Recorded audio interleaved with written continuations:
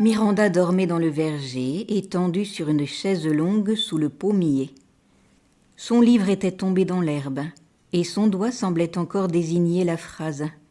Ce pays est vraiment un des coins du monde où le rire des filles éclate le mieux, comme si elle s'était juste endormie là.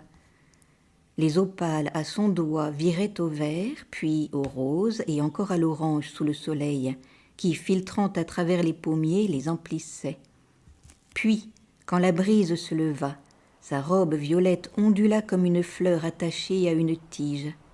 Les brins d'herbe se balancèrent, et le papillon blanc vint voleter de ci, de là, juste au-dessus de son visage. À 4 pieds en l'air, au-dessus de sa tête, les pommes pendaient. Il y eut soudain des cris stridents, comme si l'on frappait avec violence des gongs de cuivre fêlés, dans un mouvement irrégulier et brutal. Ce n'étaient que les écoliers récitant à l'unisson la table de multiplication, interrompue par le maître, grondé, puis recommençant la table de multiplication. Mais cette clameur passa 4 pieds au-dessus de la tête de Miranda, à travers les branches de pommier, et vint frapper le petit garçon du vacher qui cueillait des mûres dans la haie, alors qu'il aurait dû être à l'école, et le fit s'écorcher le pouce sur les ronces. Ensuite, un cri solitaire, un cri d'homme triste, brutal. Le vieux Parsley était bel et bien ivre-mort. Alors, les plus hautes feuilles du pommier, posées à plat comme de petits poissons sur le fond bleu, à 30 pieds au-dessus de la terre, carillonnèrent sur une note pensive et lugubre. C'était l'orgue de l'église qui jouait l'un des cantiques anciens et modernes. Le son flottait, puis, pulvérisé par une compagnie de litornes qui volaient à une vitesse folle, là-bas ou ailleurs. Miranda dormait, étendue, 30 pieds plus bas. Puis, au-dessus du pommier et du poirier, à 200 pieds au-dessus de Miranda qui dormait, étendue dans le verger, des cloches sonnèrent sourdement par intermittence. Maussades et didactiques, car c'étaient les relevailles de 6 pauvresses de la paroisse et le curé rendait grâce au ciel. Au-dessus de tout ça, dans un grincement aigu, la plume dorée du clocher tourna du sud à l'est. Le vent changeait. Il bourdonnait au-dessus de tout, au-dessus des bois, des prés, des collines, à des lieues au-dessus de Miranda endormie au verger. Irrésistiblement, il avançait, aveugle et stupide, sans rencontrer le moindre obstacle, puis, faisant demi-tour, il vira de nouveau au sud. À des lieues plus bas, dans un espace grand comme le chat d'une aiguille, Miranda se dressa et s'écria tout fort « Oh, je vais être en retard pour le thé !» Miranda dormait au verger, ou peut-être ne dormait-elle pas, car ses lèvres bougeaient très doucement, comme si elle disait « Ce pays est vraiment un des coins du monde où le rire des filles éclate, éclate, éclate. » Puis elle sourit et laissa son corps sombrer de tout son poids sur la terre énorme qui se lève, pensa-t-elle, pour me porter sur son dos comme si j'étais une feuille ou une reine. Ici, les enfants récitèrent la table de multiplication. Ou, continua Miranda, comme si, étendue en haut d'une falaise, j'entendais le cri des mouettes au-dessus de moi.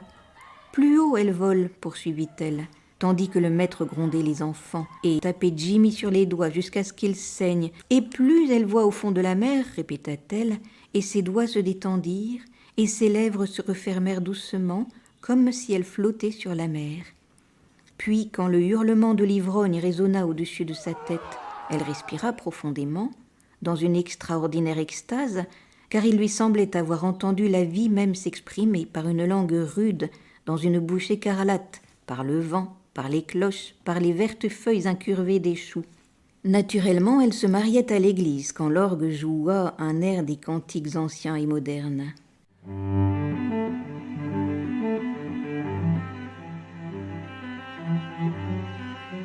Et quand les cloches sonnèrent après les relevailles des 6 pauvresses, le bruit sourd, morne et intermittent lui fit penser que la terre elle-même frissonnait sous les sabots du cheval qui galopait vers elle. « Oh, je n'ai qu'à attendre, soupira-t-elle. Il lui sembla que tout avait déjà commencé à bouger, à crier, à galoper, à voler autour d'elle, à travers d'elle, vers elle, dans un ordre préétabli. Marie est en train de couper le bois, pensa-t-elle. Pierman mène les vaches, les charrettes remontent les champs, le cavalier, et elle traça les contours que formaient les hommes, les charrettes, les oiseaux et le cavalier sur le paysage, jusqu'à ce que le battement de son propre cœur semble les repousser tous vers l'extérieur.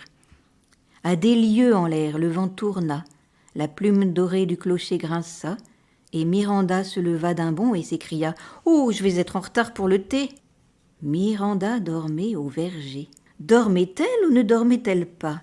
Sa robe violette se déploya entre les deux pommiers.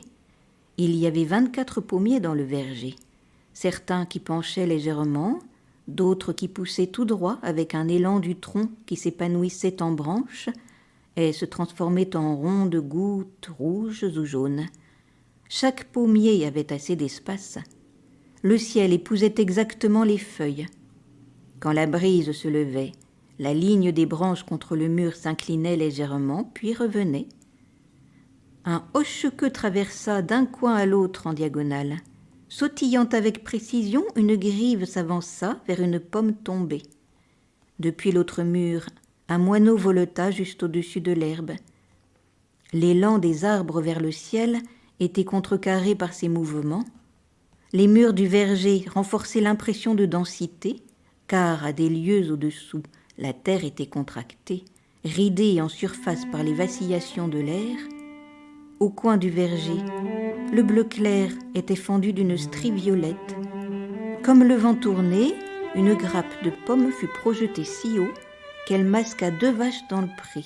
« Oh, mais je vais être en retard pour le thé !» s'écria Miranda, et les pommes revinrent pendre juste en travers du mur.